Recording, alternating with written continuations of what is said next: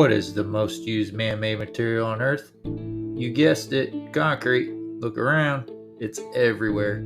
Sidewalks, driveways, foundations, floors you stand on, and even entire buildings are made from concrete. So why don't we discuss it more? In each episode of Concrete Logic, we will explore one concrete-related topic with the help from industry professionals that are shaping the future of the trade. We'll talk with suppliers, contractors, architects, engineers, specialists, and even some proponents of competing materials about their views of concrete and their vision of its future.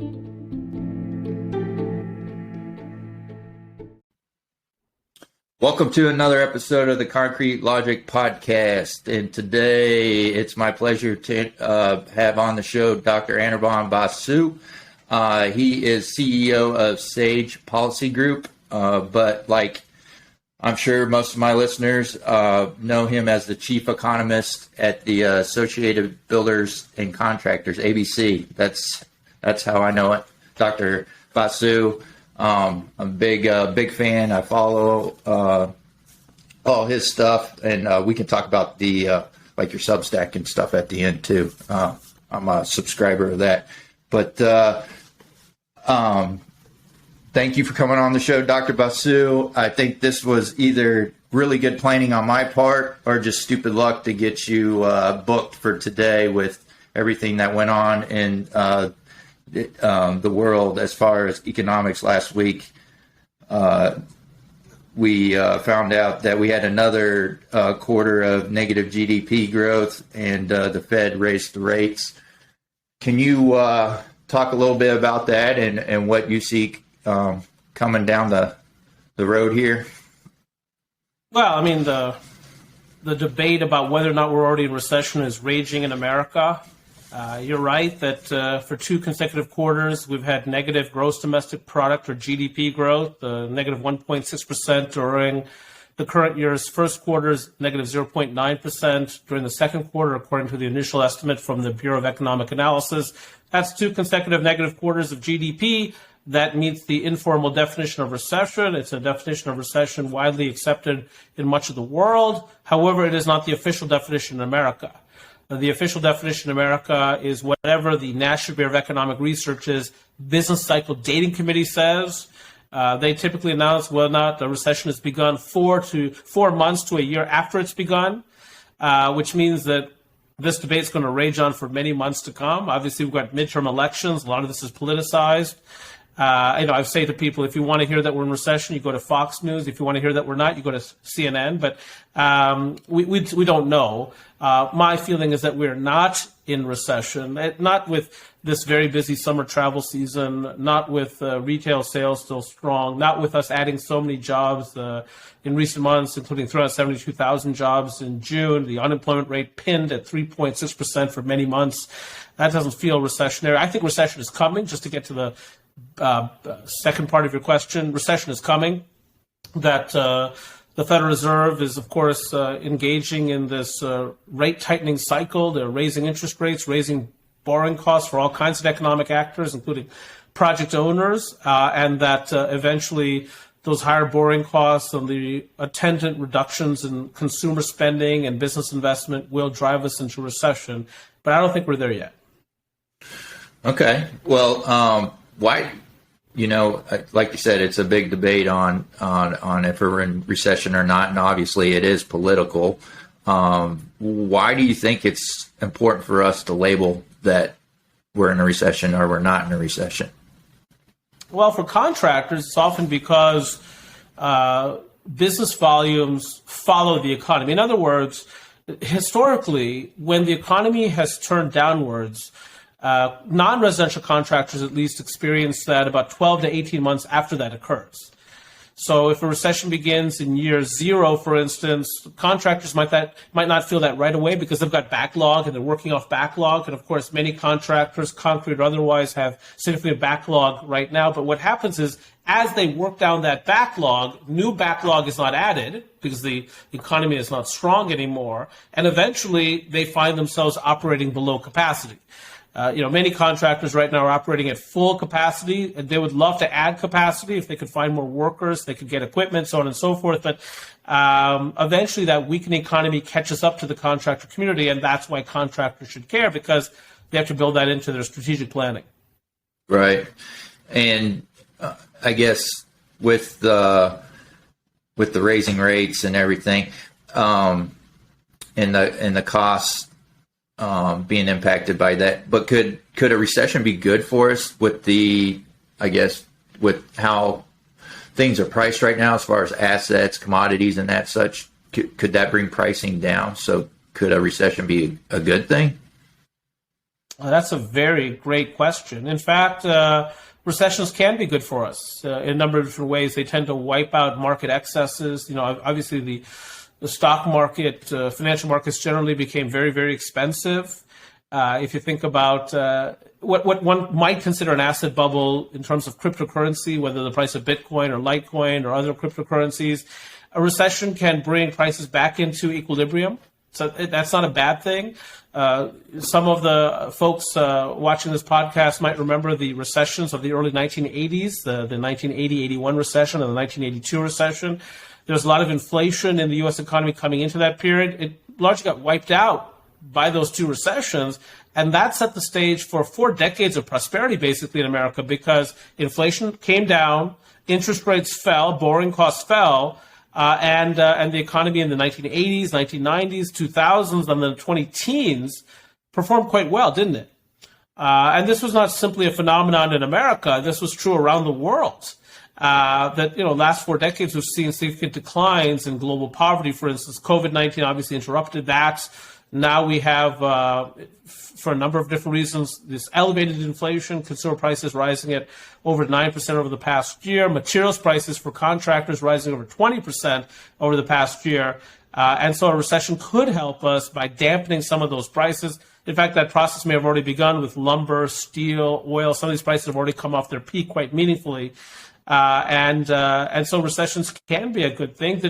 They're not very fun while it's happening. So an operation can be a very good thing for a patient, but they don't like the operation, but they might like the period thereafter. Right. Yeah, I think we could use a little of help as far as cost of things. Like you said, wood and steel and all that. That impacts the concrete world a lot, and I'm seeing projects that are being pushed or delayed because of the cost of things, not necessarily steel or lumber, but it could be finished goods, windows, and things of that nature. So I guess a lot of folks hear recession and they think all, bad things are coming. But to me, I think it helps if we kind of focus on what's on the other side. We've been through these things before. Do you think that due to the 07-08 recession that this recession is getting more attention than ones in the past? Well, first, a couple of reasons for this. One, everything's political. So, everything is viewed through a political lens. And so it's hard to find something that has relevance to our politics that doesn't receive a lot of attention, right? 24/7 news service, so those kinds of things. But I think people are very concerned. A lot of people got walloped by the 2007, 2008, 2009 recession. The recession actually started pretty mild, but then after September 15th of 2008, when Lehman Brothers, the fourth largest investment bank on Wall Street, faltered, it got really bad. That's when it became the Great Recession. But in any case, I think because of politics, obviously, and again, midterm elections are coming up, and because so many people suffered, they lost homes during that Great Recession or immediately thereafter. That there's heightened scrutiny of economic trends and generally, and again, this next downturn could be quite significant for reasons we might be able to get into. Yeah, it just seems like. I was going to ask you what you kind of hit on it already, but I was going to ask you what period of time in history does what we're going through right now, what does it mirror most? I've heard folks say, I think a lot of folks are saying it looks like the 70s with the price of goods and commodities going through the roof with inflation. But I've also heard folks go back to like the 1940s where there's a lot of instability in pricing. Are you, since you mentioned it already, do you feel like, looking back, does this look more like the 70s to you, or? Yeah, I mean, I think that's right. Not in terms of magnitude of impending downturn. I don't think this is going to be as severe as the early 1980s were in terms of the economic downdraft. But the dynamics are very similar. This is not a demand-side recession. So the 2007, 2008, 2009 recession was really about demand, faltering demand. So as an example, with respect to the housing market, many people obviously borrowed money, took on mortgages to purchase homes. It's not clear in many cases that they should have been given such large mortgages, and so that created a housing bubble, or helped to create a housing bubble. That housing bubble bursts, lending markets shut down, people can't access credit, and so they can't express demand for goods and services during the downturn, but it largely had to do with demand as opposed to supply. This is different. The 1970s were about supply shocks, largely, supply shocks imposed upon America by Middle Eastern oil producers. Those oil shocks in the 1970s. We didn't have enough energy. Some people might remember that in certain contexts, if you had a license plate with an even numbered, license plate, the last number being an even number, you could fill up gas with gasoline on one day. If you had an odd number, you'd have to wait for the next day, that kind of thing.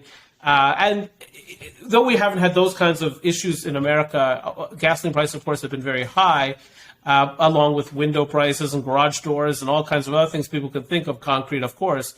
And so this is about supply. We can't source enough equipment. Our energy prices are sky high. In addition to that, we have something else going on in America, which is it's been very hard to find workers and hold on to workers. People talk about this great resignation. It's real. Every month this year so far, at least 4 million Americans have quit their jobs, often looking for better jobs. And so, when you think about that, between materials prices, equipment shortages, human capital costs, that's a lot of inflation. And so these are supply side of the economy issues. Demand is pretty strong, by the way. It might surprise people, they're filling up at the gas station at $5 a gallon, and even more for diesel fuel, of course. And they're thinking, as they're filling up, look, I'm paying $5 a gallon. When I get out of this gas station, I better have the road to myself. I mean, I'm paying for exclusivity. But they don't have the road to themselves. Airfares have shot higher over the past year. Airplanes are full. So this is not about weak demand. Demand is strong. It's about a supply shock to the economy. A lot of that is COVID-19 induced, the economic lockdowns and then, deconstruction of the global supply chain. And so that's a lot like the 1970s, and therefore the recession to come might feel a bit like the early 1980s with, rising interest rates, the Federal Reserve trying to slow the economy significantly, and I think they will slow the economy significantly. They already have to a certain extent. You can see it in the housing market, and that's what's going to usher forth that next recession. I heard someone say if we didn't infuse in 2020 when we shut everything down, and then the government came in and we injected the economy with a bunch of money, right, with a bunch of liquidity. Folks that I listen to are saying that this is what we're going through right now is what would have happened if we didn't inject all that liquidity into the market to get things jump started after we shut everything down. Do you think that is the truth, that we're we're dealing with our, I guess, bad medicine for shutting everything down, and we just kind of kicked the can down the road when we injected the economy with all that money? Yeah, I think that to a large extent there are some policy missteps. I can understand why they happened, by the way. So, what was going on? The economy was torn apart, ripped asunder in March of 2020. We didn't know how long this downturn was going to last. Policymakers didn't know.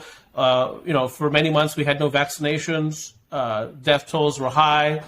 Hospitals were overwhelmed. And so, there was this urgency to pour money into the economy, whether through money supply augmentation, the Federal Reserve, cutting interest rates, or the federal government itself with major fiscal stimulus packages, the first one of which was signed by then President Donald Trump on March 27th of 2020, the CARES Act, the Coronavirus Aid, Relief, and Economic Security Act, which is a roughly $2.2 trillion package. We had many packages thereafter, under both administrations, meaning both President Trump's and President Biden's administration, roughly $6 trillion of stimulus, and on top of all that money supply growth, and it was too much. Economy couldn't take it. Demand surged. The global supply chain was broken in many ways, continues to be. That's going to be inflationary, right? When you stoke up demand and supply is not ready to handle it, that's inflationary. In hindsight, the stimulus was probably overdone. But again, you can understand why there was this urgency to put so much stimulus into the economy. We just simply didn't know what we're dealing with economically. I think that in 2021, the Federal Reserve really missed some signs that they were overdoing it. They fell behind the curve. You've heard this statement many times about the Federal Reserve, and now they're having to overdo it the other direction, having to raise interest rates much more rapidly than the economy can really handle. Again, you can see that with the damage done to the U.S. housing market already, and more interest rate hikes to come. And so the group that overstimulated the economy is now going to help drive us into recession. So, but a lot of our issues right now have to do with those policy decisions made earlier in the pandemic. Yeah. Both sides are pointing fingers at each other, but I think they all had their hand in the pot. So, and it's all hindsight now. Like you said, that we all have the data now. We all see what happened in the past, and now we can say, oh yeah, you messed up. You made the wrong decisions back then. But like you said, we didn't know what was going on. It was. I can remember back in March, I was like, what is this thing? What is this thing we're dealing with? We have no clue what we're dealing with. No one knew what we were dealing with. So, we could all point fingers and blame who was in charge then and who is in charge now, but it's constantly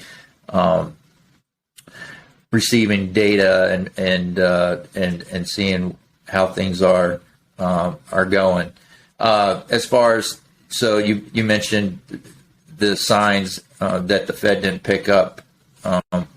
You said those signs were coming around last year.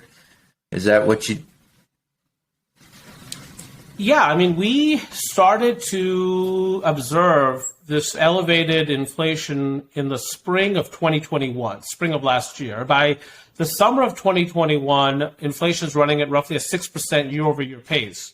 So we've known for quite some time. And at that time, if you read the Federal Reserve's transcripts of their meetings, those Federal Open Market Committee meetings, they were indicating, as the world knows, that inflation is transitory. Right? They kept using the word transitory. A synonym for transitory is fleeting. So the notion was this inflation is highly temporary. It's it's due to the reopening of the economy from the pandemic. It's some lingering supply chain disruptions, but don't worry about it. It's very temporary. It's going to go away. And as this inflation was picking up, they were still stimulating the economy. They were still expanding their balance sheet. They were still keeping interest rates very, very low. And so inflation, not surprisingly, didn't get better, it got worse because they thought it was merely transitory. They missed it. And again, I'm engaging in some Monday morning quarterbacking, as it turns out, but that's okay because, many economists were talking at that time about these issues, saying, we think they're overdoing it. This inflation story is real.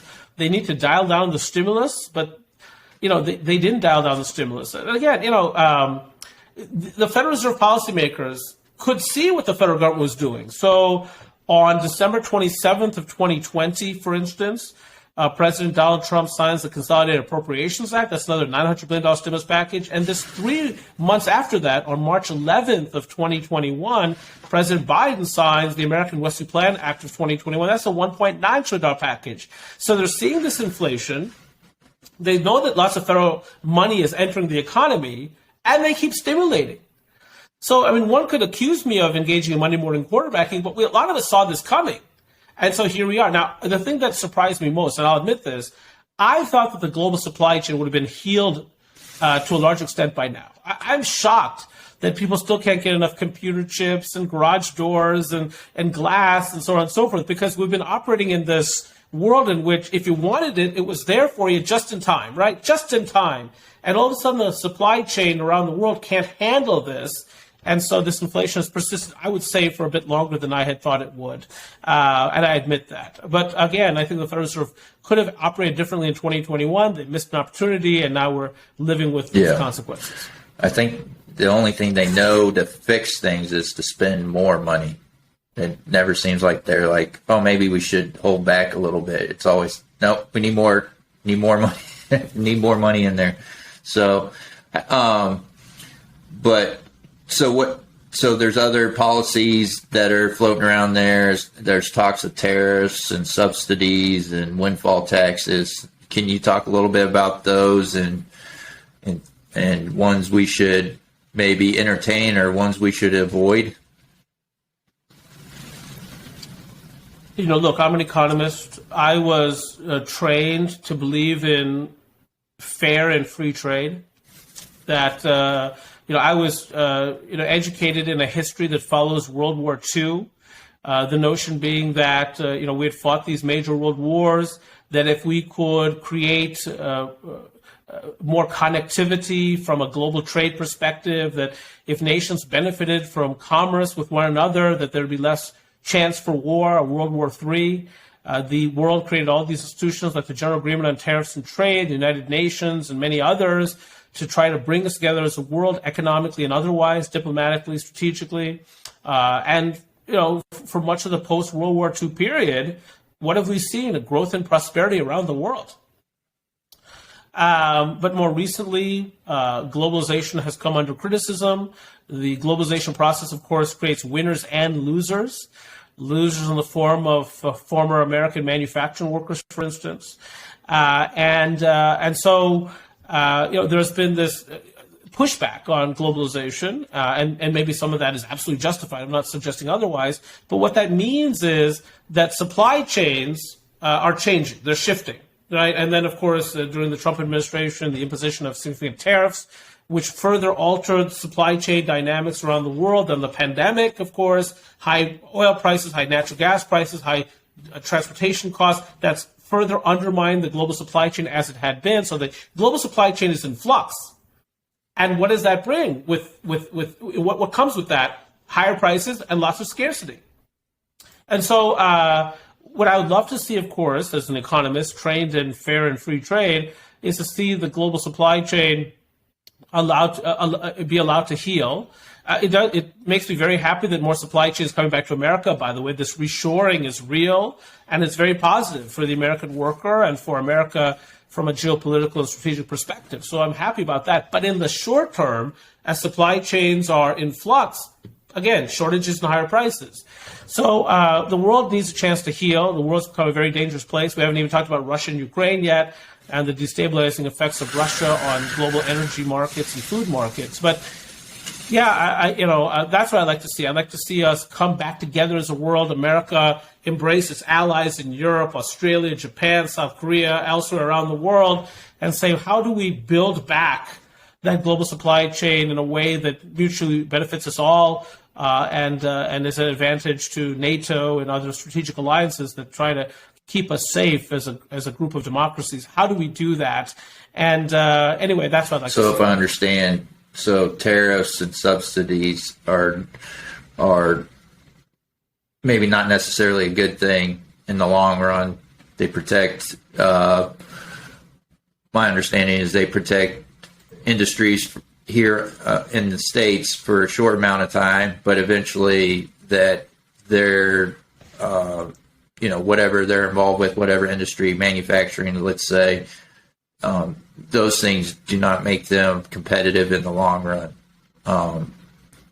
Is that a fair statement? Yeah, I think that's right. Yeah, I think you're right that tariffs, if they're used to protect weak industries, do a lot of damage.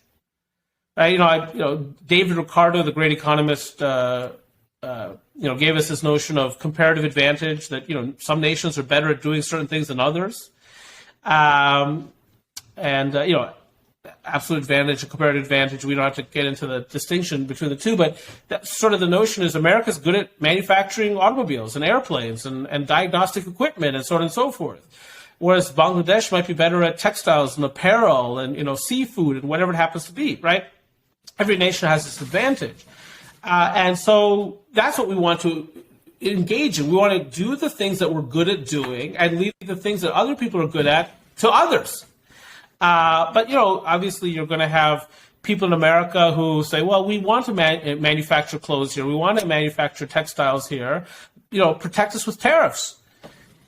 And therein lies the debate. So in general, I say if you have tariffs to protect weak industries or industries that lack comparative advantage, and if you use subsidies to also support those industries at the expense of the taxpayer, generally you get subpar economic outcomes. I would tend to agree with that. And right now the world subsidizes a lot, it tariffs a lot, and so we have a lot of inefficiency. And when you have inefficiency, guess what? You have higher prices. All right. I brought that up before in a discussion, and someone told me, well, China does it. It works for them. And now you're seeing that some of the manufacturing that they were doing in the past is going to other countries now where they're more competitive and can produce things cheaper. So I don't think a good argument is China did it, worked for them, is something that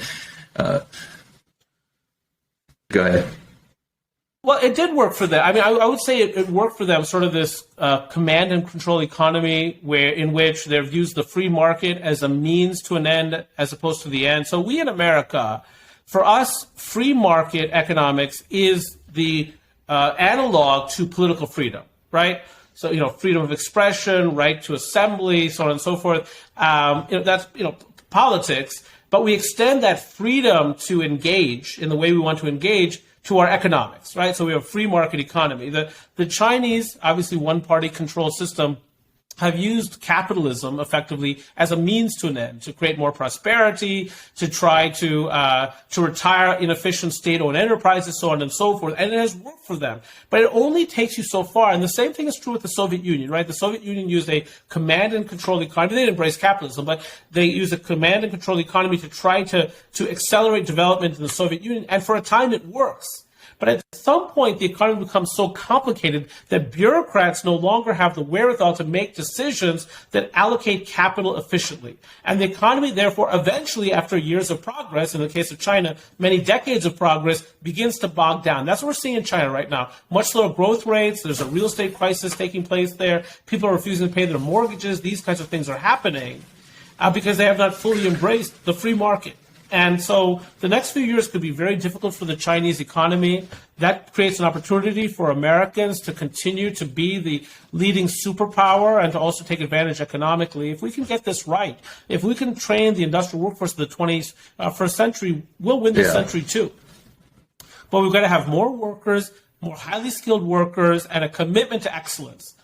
And as a society right now, we seem to be focused on Republicans try to make Democrats look bad. Democrats try to make Republicans look bad. Forget about that. Let's just make America look good and to operate efficiently. And so we can get this done, and we have an opening now because the Chinese economy is really starting to scuff. Yeah, and it's almost demoralizing to hear things like you said when folks on Democrat or Republican, they're just arguing, and then we hear things like we're going to impose windfall taxes on like the oil industry right now. And it's, to me, when you're taxing folks for taxing their profits, which in theory you would take those profits and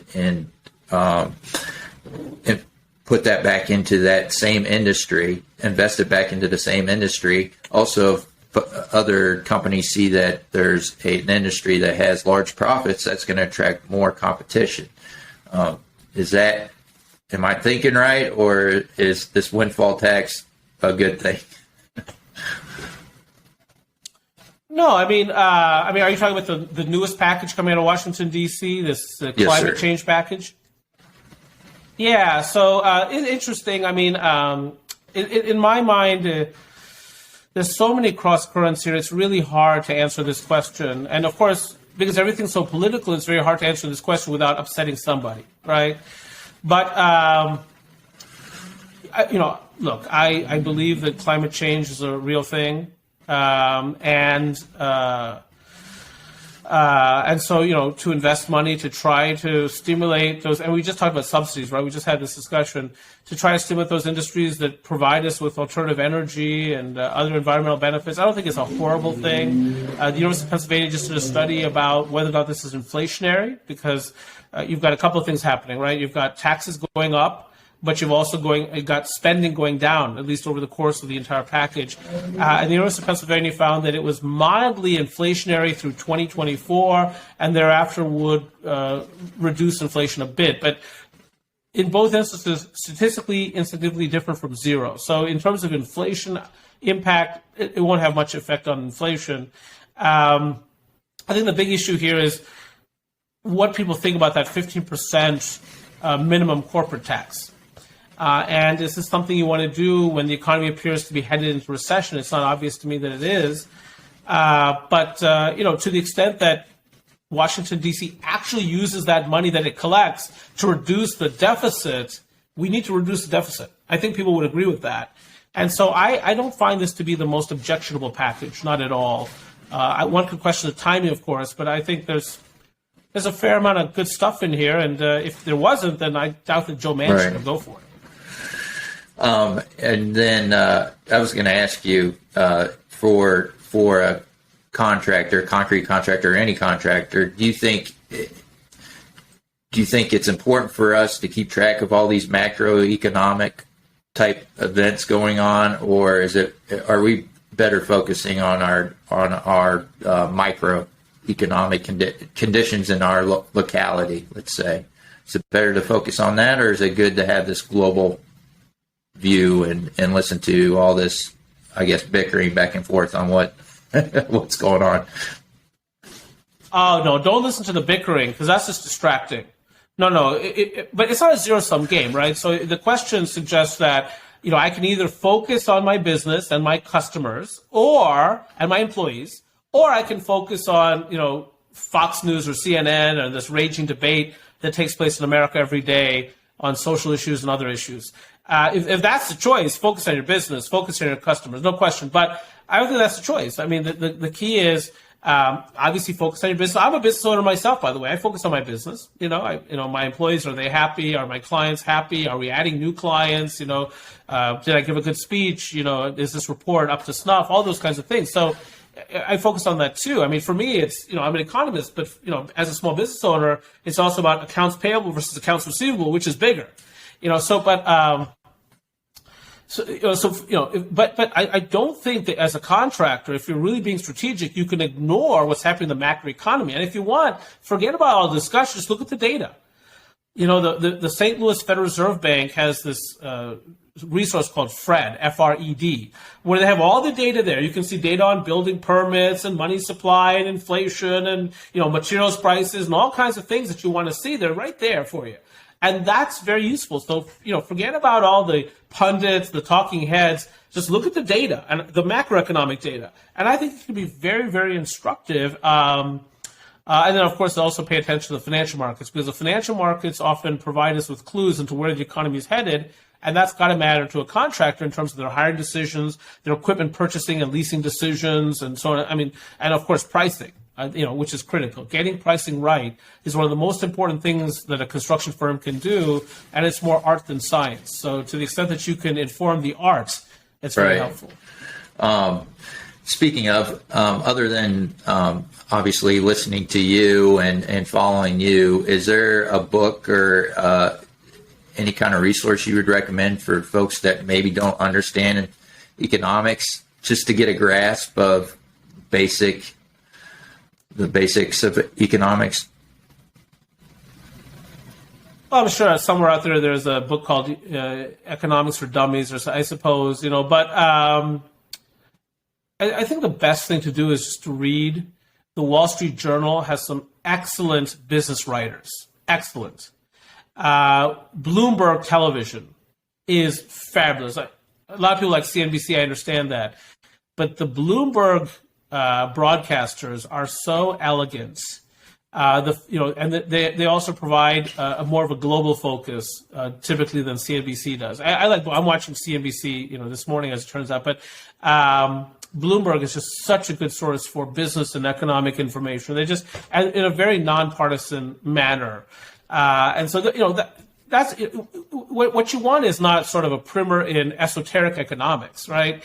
You're not trying to necessarily master, the teachings of Adam Smith and David Ricardo and, Alfred Marshall and so on and so forth, Karl Marx, whomever it happens to be, Thorstein Veblen. You're trying to understand economics as it relates to one's business and maybe also one's, position as a citizen, but, to one's business. And as I say, the Wall Street Journal and Bloomberg Television are excellent, I think, places to begin if one is looking for a place to begin. That's perfect. Dr. Basu, if folks want to follow you or learn more about what you do and your company, what's the best way?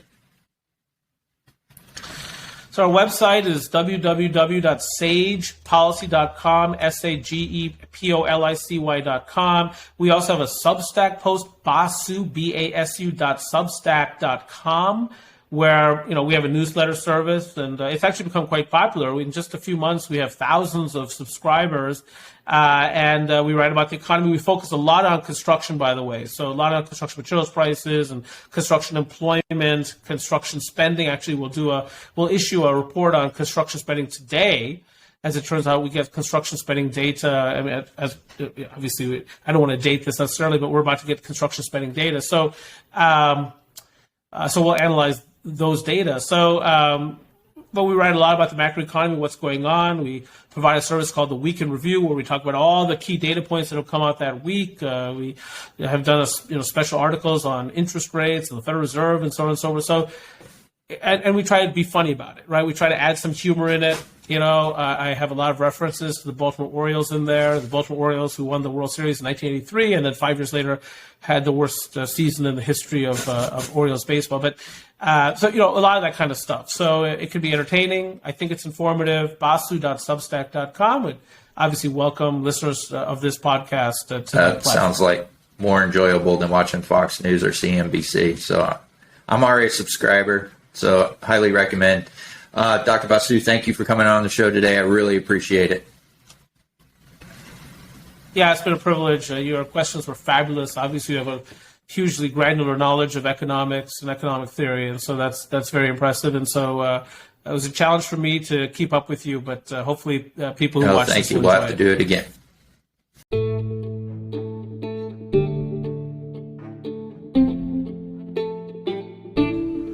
Thank you for listening to another episode of the Concrete Logic Podcast. If you like what you heard and you think others would get some kind of value out of this podcast, please share it with them. If you have any ideas or topics that you'd like us to discuss on the Concrete Logic Podcast, you can email me at seth@concretelogicpodcast.com or hit me up on LinkedIn. Pretty active there. Again, thanks for listening, and we'll see you next time.